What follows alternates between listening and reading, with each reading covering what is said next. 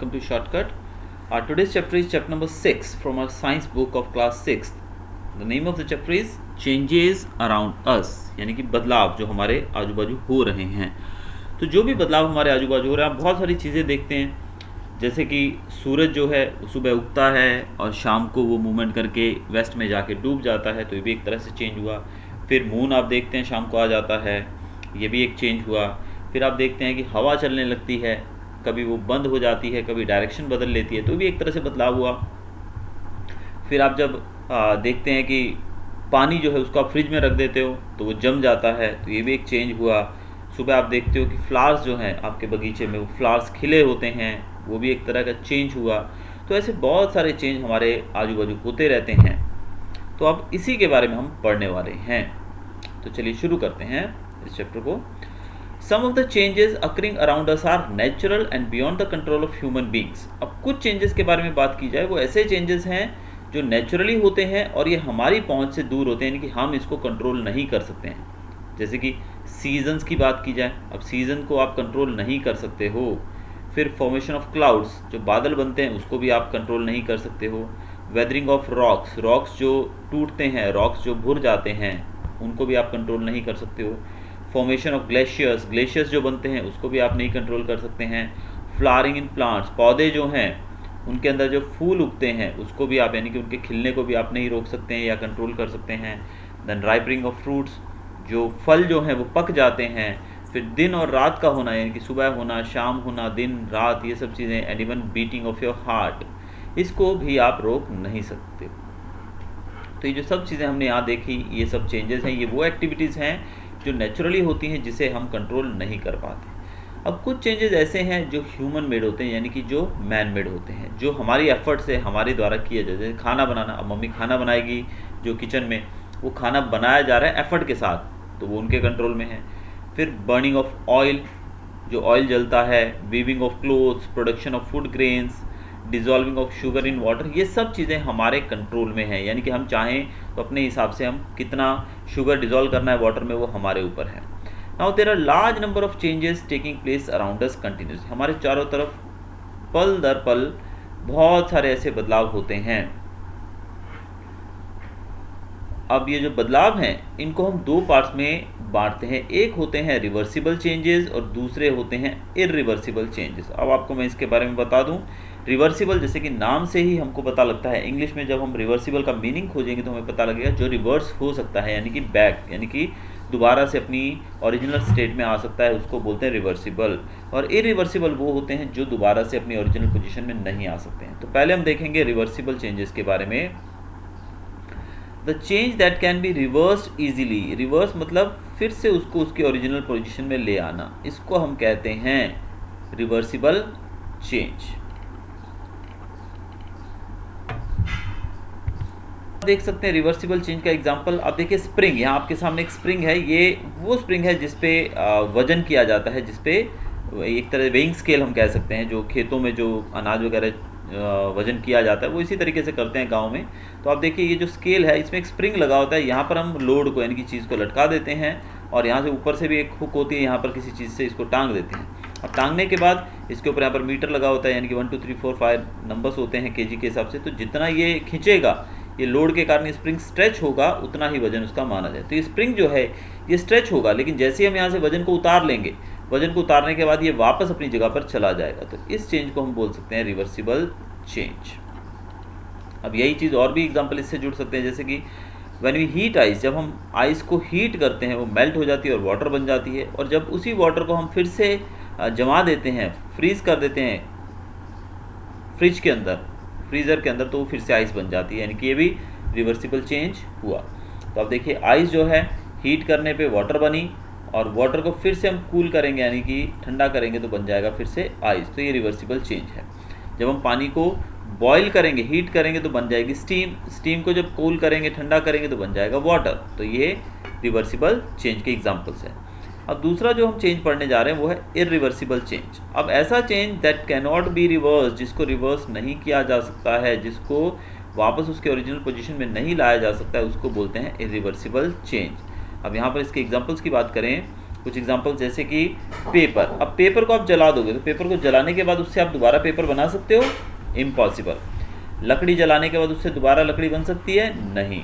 Weathering of rocks, rocks पत्थर जो है, रॉक जो है वो भुर जाते हैं, उनसे मिट्टी जैसे बन जाती है, उनके ख़त्म होने पे क्या उनको दोबारा रॉक्स बना सकते हो आप? नहीं।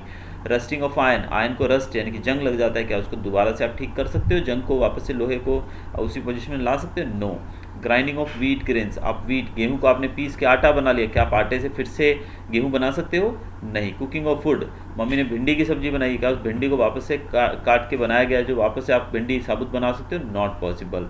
बर्निंग ऑफ क्रैकर्स, अभी दिवाली पे जो पटाखा फोड़ेंगे उसको दोबारा पटाखे को आप जनरेट कर सकते हो? नो। तो ये सब चीज़ें जो हमने देखी, ये सब चीज़ें हमारे सामने एग्जाम्पल हैं इरिवर्सिबल चेंजेस के, यानी कि ये वो चेंजेस हैं जिनको हम रिवर्स नहीं कर सकते हैं। अब हम बात करते हैं कुछ फिजिकल और केमिकल चेंजेस की। अब ये तो हमने जो देखे रिवर्सिबल और इरिवर्सिबल के अंदर हमने जो चेंज थे डिफरेंस वो देखे कि कौन कौन से हैं। अब हम देखेंगे फिजिकल और केमिकल चेंजेस की बात करेंगे।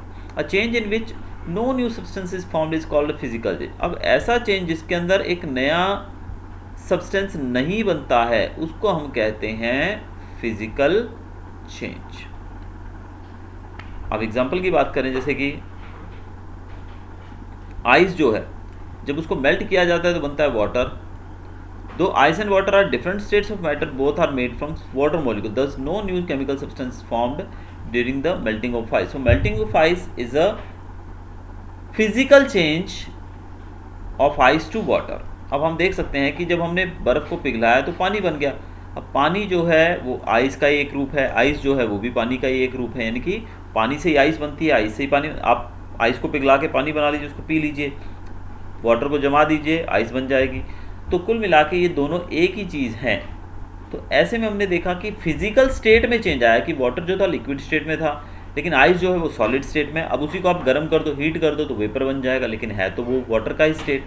तो ये जो एग्जांपल हमने देखा उसके फिजिकल यानी कि उसकी फिजिकल प्रॉपर्टीज़ में बदलाव आ रहा है, केमिकल प्रॉपर्टीज़ में कोई बदलाव नहीं आ रहा। तो ऐसे बदलाव जो फिजिकली होते हैं जहाँ पर कोई भी ज़्यादा उसके मतलब नया सब्सटेंस फॉर्म नहीं होता है, तो ऐसी कंडीशन में हम बोलते हैं फिजिकल चेंज। कब? जब कोई नया सब्सटेंस बनता नहीं है। तो जैसे कि आप पेपर जो है, पेपर को आप फाड़ देंगे, उसको छोटे छोटे टुकड़ों में काट देंगे तो उसका साइज चेंज हो गया है, उसका शेप चेंज हो गया है, लेकिन रहेगा तो वो पेपर ही ना।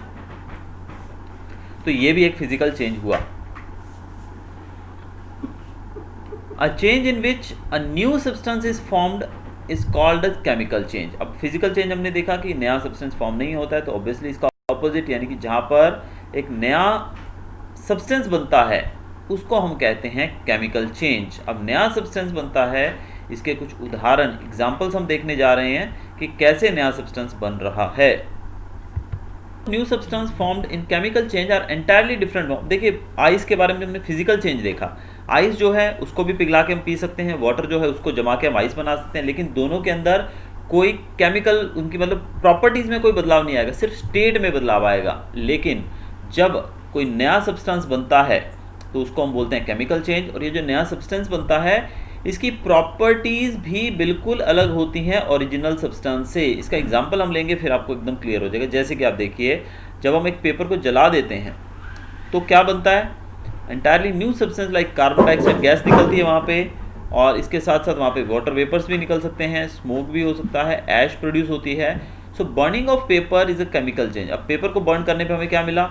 जैसे कि जलने के बाद कार्बन डाइऑक्साइड गैस निकलेगी, उसमें वाटर वेपर भी निकल सकते हैं थोड़े, स्मोक पैदा होगा, और ऐश यानी कि पेपर जो है उसकी राख बचेगी पीछे। तो यानी कि चार अलग अलग सब्सटेंसेज वहाँ पे हमें देखने को मिले, और चारों की प्रॉपर्टी अलग है। यानी कि ना ही आप कार्बन डाइऑक्साइड के ऊपर लिख सकते हो, ना वाटर वेपर के ऊपर, ना स्मोक के ऊपर, ना ऐश के ऊपर लिख सकते हो। यानी कोई भी चीज़ जो है पेपर के तरीके से काम नहीं आएगी, वो बिल्कुल अपोजिट हो गई उसके। वैसे ही दूसरी तरीके से दूसरा एग्जाम्पल की बात करें, when we heat some sugar it forms a black substance called charred sugar. जब हम चीनी को गर्म कर देते हैं तो काली हो जाती है और एक सब्सटेंस बनाती है जिसको हम बोलते हैं charred sugar. Water gas remove from the form of water vapour, this charred sugar and water are entirely new substances. अब यहाँ पर जो हमने देखा एग्जांपल, जैसे कि चीनी को जब आप गर्म, ये देखिए चीनी है, और इसको जब आप गर्म करोगे तो इसका रंग जो है काला हो जाएगा। काला होने का मतलब इसके अंदर जो वाटर वेपर थे वो सब निकल जाएंगे और शुगर जो है वो बन जाएगी हमारी चार्ड शुगर। तो ये एक नया सब्सटेंस बन गया। The new chemical substance are formed by the heating of sugar, so formation of charred sugar is chemical change. तो यहाँ पर शुगर जो नई हमारे सामने आई है जो ब्लैक कलर की, it is a different kind of sugar. ये शुगर मतलब जैसे वो चीनी मीठी होती है तो इसको हम चाय में डाल के पी नहीं सकते हैं, तो इसकी जो केमिकल प्रॉपर्टीज़ हैं वो बिल्कुल अलग हो जाती हैं। So chemical changes are permanent changes. अब यहाँ पर एक चीज़ और भी पता लगती है केमिकल चेंजेस के बारे में कि chemical changes they are permanent changes and most of the chemical changes are irreversible, ज़्यादातर इरिवर्सिबल। अब यहाँ पर ज़्यादातर की बात की गई, कुछ रिवर्सिबल भी हो सकते हैं लेकिन ज़्यादातर इरिवर्सिबल होते हैं। कुछ और एग्जांपल्स अगर केमिकल चेंजेस की बात करें, रस्टिंग ऑफ आयरन, लोहे को जंग लग जाता है, वो ख़राब हो गया तो आप फिर से उसको ओरिजिनल स्टेट में नहीं ला सकते हो। अब रस्टिंग ऑफ आयरन जो है उसको आप दोबारा से रिवर्स नहीं कर सकते हैं। जर्मिनेशन ऑफ सीड्स की बात की जाए, अब सीड जो है जर्मिनेट होगी, आप उससे वापस सीड नहीं बना सकते हो। बर्निंग ऑफ फ्यूल, एक बार फ्यूल जल जाए उसके बाद उसको दोबारा से आप फ्यूल में बदल नहीं सकते हैं। तो ये कुछ चेंजेस हैं जो कि केमिकल चेंजेस हैं और इनको रिवर्स नहीं किया जा सकता है। अब यहाँ पर हमारे सामने डिफरेंस जो है फिजिकल और केमिकल चेंज का वो एक टेबल के द्वारा दर्शाया गया है काफ़ी अच्छे तरीके से, तो देख लेते हैं इसको एक बार। Formation of a new substance. अब नए सब्सटेंस फॉर्मेशन की बात करें तो फिजिकल चेंज में नया सब्सटेंस फॉर्म नहीं होता है, केमिकल चेंज में फॉर्म होता है। केमिकल कंपोजिशन की बात की जाए तो फिजिकल चेंज में केमिकल कंपोजिशन सेम ही रहती है, लेकिन यहाँ पर केमिकल कंपोजिशन जो है वो भी चेंज हो जाती है जो नया सब्सटेंस बनता है उसकी। नेचर ऑफ चेंज की बात करें तो most of the physical changes are temporary and can be reverse. ये जो केमिकल चेंजेस जो फिजिकल चेंजेस होते हैं वो टेम्पररी होते हैं और उनको रिवर्स किया जा सकता है, लेकिन अगर केमिकल चेंज की बात करें they are mostly permanent and can not be reversed. Change in property की बात करें, ओनली फिजिकल प्रॉपर्टीज चेंज, लेकिन यहाँ पर केमिकल और फिजिकल दोनों प्रॉपर्टीज बदल जाती हैं। Now moving on to next page, how to make changes take place. अब चेंजेस किस प्रकार किए जाते हैं उसके बारे में देखते हैं। इसके लिए जो चीज़ों की ज़रूरत पड़ती है वो थे heat, then cooling also, then pressure and even mixing also. ये सब तरीके से चेंजेस हो सकते हैं।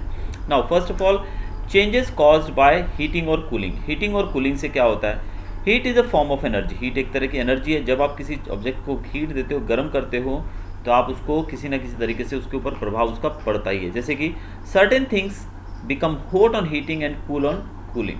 बहुत सारी चीज़ें हैं जो गर्म करने पे गर्म हो जाती हैं और ठंडा करने पे ठंडी हो जाती है। जैसे कि when we heat water the temperature of water rises and becomes hot. जब पानी गर्म करते हैं तो वो गर्म हो जाता है। ऑब्जेक्ट्स जो है वो भी गर्म हो जाते हैं धूप में पड़े या गर्मी देने पे। When you keep water in refrigerator for some time the temperature of water falls and it becomes cold. तो जैसे हम रेफ्रिजरेटर में पानी रखते हैं तो उसका टेम्परेचर गिर जाता है और वो ठंडा हो जाता है, यानी कि हीट के कारण, हीट सप्लाई करने से वो गर्म हो जाता है और हीट ले लेने से वो ठंडा हो जाता है। The process of heating and cooling go on in nature as well. अब हीटिंग और कूलिंग जो है ये नेचुरल प्रोसेस है, ये नेचुरल नेचर में भी होता रहता है हमेशा। The nights are cool as there is no heat. रातें जो है ठंडी होती हैं क्योंकि वहाँ पे गर्मी नहीं रहती है। Land breeze and sea breeze are also caused by heating and cooling, यानी कि लैंड ब्रीज और सी ब्रीज है ये भी हीटिंग और कूलिंग से। आपको पता है दिन के समय पे लैंड जो है वो जल्दी गर्म हो जाता है और सी वाटर धीरे गर्म होता है। तो लैंड के ऊपर जब गर्मी के कारण जो एयर जो है वो गर्म होकर ऊपर उठ जाती है और लो प्रेशर क्रिएट होता है। और सी ब्रीज जो है, सी के ऊपर जो पानी है वहाँ पर जो प्रेशर ज़्यादा रहता है, इसलिए फिर दिन के समय जो सी से हवा जो है वो लैंड की तरफ बहती है। तो ये आप अच्छे से जानते हैं। तो कह सकते हैं कि हीटिंग एंड कूलिंग जो है ये नेचुरल प्रोसेस है और इसी कारण से जो सी ब्रीज ये सब चीज़ें होती हैं। Certain things expand on heating and contract on cooling. तो हमने ये तो देखा कि हीट देने से ऑब्जेक्ट गर्म होते हैं और हीट ले लेने से वो ठंडे हो जाते हैं। देन दूसरा ये बताया गया है कि चीज़ें जो है एक्सपैंड होती हैं हीट करने पे और कूल करने पे कॉन्ट्रैक्ट हो जाती हैं। इसके बहुत सारे एग्जांपल्स हैं। एक्सपैंड का मतलब यहाँ पर वो बड़ी हो जाती, फैल जाती हैं, और ठंडा करने का मतलब वो कॉन्ट्रैक्ट होने का मतलब वो ठंडी होकर साइज उनका डिक्रीज हो जाता है। जैसे कि आप बात करें, आप एग्जांपल देख सकते हैं यहाँ पर जो हमारी बैलगाड़ियाँ होती थी पुराने समय में, तो उनके जो पहिए होते हैं वो लकड़ी के होते थे, आपको पता है। अब लकड़ी के पहिए जो है वो तो जब चलेगा लकड़ी तो ख़राब हो जाएगी, वो तो टूट जाएगी, उसमें तो दरार आ जाएगी, ख़राब हो जाएगी। तो इसलिए क्या करते थे जो हमारे जो उस समय के लोग थे वो क्या करते थे, इसके ऊपर एक रिंग चढ़ा देते थे लोहे की। अगर आप आज भी गाँव में जाएंगे कहीं तो आपको देखने को मिलेगा इस तरह की रिंग्स चढ़ी होती है उनके ऊपर, यानी कि लोहे की मेटल की, जो डायरेक्ट कॉन्टैक्ट जो है ऑब्जेक्ट्स का वो इसके साथ नहीं आने देती है लकड़ी के साथ, तो वो ख़राब नहीं होता है, उसका शेप बिगड़ता नहीं है। तो लोहे की रिंग कैसे चढ़ती है, आपको बताया जाए कि जो सपोज़ हमने ये जो हमारा पहिया है, व्हील है, अगर उसका डायमीटर हमने लिया है 1 मीटर, तो जो उसकी जो रिंग लेंगे, रिंग भी 1 मीटर की ही ली जाती है। यानी कि जब दोनों का डायमीटर सेम है 1 मीटर 1 मीटर, तो ये लोहे की रिंग जो है इसके ऊपर कैसे चढ़ेगी जब दोनों का डायमीटर ही सेम है। या तो ये थोड़ी सी भले 1 मीटर से 0.1 सेंटीमीटर भी ज़्यादा हो तो हम इसके ऊपर चढ़ा सकते हैं। तो ये कैसे इसके ऊपर जाती है, इसके लिए आपको बताया जाए, इस रिंग को हीट किया जाए। जब इसको गर्म किया जाता है तो गर्म करने पे ये एक्सपैंड हो जाती है, यानी कि थोड़ा फैल जाती है। यानी कि इसका डायमीटर और दोनों का सेम था, व्हील का और रिंग का, लेकिन जब इसको गर्मी दी जाएगी, हीट किया जाएगा, तो ये एक्सपैंड हो जाएगा। थोड़ा एक्सपैंड होने के बाद इसको तुरंत इस पहिए के ऊपर रख दिया जाता है और फिर इसको फटाफट ठंडा कर दिया जाता है। तो ठंडा करते ही ये, गर्म करते ही पहले एक्सपैंड हुई, यानी कि इसका साइज़ बड़ा हुआ। जब इसको चढ़ा दिया गया उस रिंग पहिए के ऊपर, फिर इसको ठंडा किया जाता है तुरंत, और ठंडा करते ही कॉन्ट्रैक्ट हो जाती है, ये इस पहिए से चिपक जाती है जाके। तो इस प्रकार से मतलब हीटिंग और कूलिंग जो है वो एक्सपेंशन और कॉन्ट्रैक्शन में भी मदद करते हैं। Then fixing of an iron rim on a bullock cart, ये मैंने आपको बता दिया डायरेक्टली यहाँ पर, ये टॉपिक मैंने आपको शॉर्टली यहाँ पर समझा दिया कि किस प्रकार से ये बुलक कार्ट मैंने एग्जांपल आपको दे दिया कैसे ये किया जाता है। आगे देखते हैं हमें, certain things change their state, कुछ चीज़ें ऐसी भी होती हैं जो हीट और कूल करने पे उनकी स्टेट में बदलाव आ जाता है। जैसे कि आइस जो है, आइस को जब गर्म किया जाएगा तो क्या बन जाएगा, आइस सॉलिड स्टेट में है, लेकिन उसको गर्म करेंगे तो लिक्विड स्टेट में, यानी कि वाटर बन जाएगा। वाटर जो है उसको जब आप गर्म करोगे तो स्टीम बन जाएगा, गैसियस फॉर्म में चला जाएगा, यानी कि हीटिंग से स्टेट में बदलाव आ सकता है। वैसे ही जब आप उसको कूल करोगे, ठंडा करोगे, स्टीम को ठंडा करोगे तो वाटर बन जाएगा, वाटर को ठंडा करोगे तो आइस बन जाएगी। तो यानी कि हीट जो है वो कुछ चीज़ें हमको सिखाती है कि हीट या फिर हीट देने से या हीट ले लेने से, यानी कि हीटिंग एंड कूलिंग जो है उससे ऑब्जेक्ट गर्म होगा या ठंडा होगा। दूसरा, heat causes expansion and contraction also, and heat even changes the state of certain things, तो उनके स्टेट में भी बदलाव आता है। ऑन हीटिंग, गर्म करने पे बहुत सारी चीज़ें ऐसी भी होती हैं जो जलने लगती हैं। क्या हो जाता है उनको, they start burning. When a combustible substance, for example जैसे कि आप कैंडल की बात करो, पेपर की बात करो, कोल या कैरोसिन, इनकी बात करो, जब इनको गर्मी दी जाती है, यानी कि इनको थोड़ा सा भी गर्मी मिलेगी तो ये जलने लगेंगे। तो यानी कि हीट के हमने 4 तरीके देख लिए किस प्रकार से वो इफेक्ट करती है ऑब्जेक्ट को, डिफरेंट को। Water contracts on cooling till 4 degree Celsius, on further cooling from 4 degree Celsius to 0 degree Celsius it expands. अब जो बात करें अगर हम वाटर की, तो वाटर जो है कॉन्ट्रैक्ट हो जाता है, अगर उसको 4 डिग्री सेल्सियस पे आप ले गए तो वो कॉन्ट्रैक्ट होगा, लेकिन अगर आप फर्दर उसको नीचे ले जाते हो, यानी कि 4 डिग्री से 0 डिग्री तक, तो फिर वो एक्सपैंड होना शुरू हो जाएगा। आगे हमने पहला हमने टॉपिक पढ़ा हीट का इफेक्ट। अभी दूसरा जो चेंज कैसे आते हैं वो आते हैं कॉज बाय प्रेशर। प्रेशर से कैसे होता है, देखिए, change in shape and size, जब आप प्रेशर दोगे किसी चीज़ के ऊपर तो उसका साइज और शेप बदलेगा। जैसे कि बलून जो है, बलून के अंदर आप बहुत तेज़ी से प्रेशर से आप हवा भरोगे तो उसका साइज भी बदलेगा और शेप भी बदल जाएगा।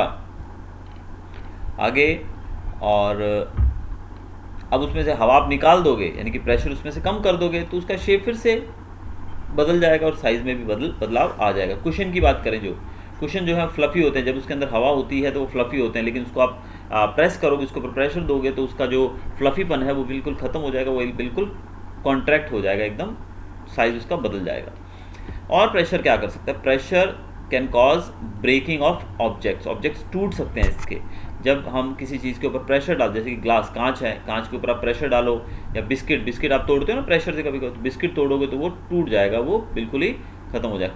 कोयले के ऊपर प्रेशर डालोगे तो वो टूट जाएगा पीसेस के अंदर, and these changes are irreversible. तो प्रेशर जो है वो 2 चीज़ें हमें दे सकता है, एक तो शेप और साइज में बदलाव आ सकता है प्रेशर के कारण, दूसरा ऑब्जेक्ट्स टूट सकते हैं प्रेशर के कारण। आगे बताया गया यहाँ पर changes caused by mixing. Mixing से क्या क्या बदलाव आ सकते हैं, we can bring about many changes by mixing. Mixing से भी काफ़ी सारे बदलाव आ सकते हैं। अब कौन कौन से बदलाव आ सकते हैं मिक्सिंग से, वो हमें देखने पड़ेंगे।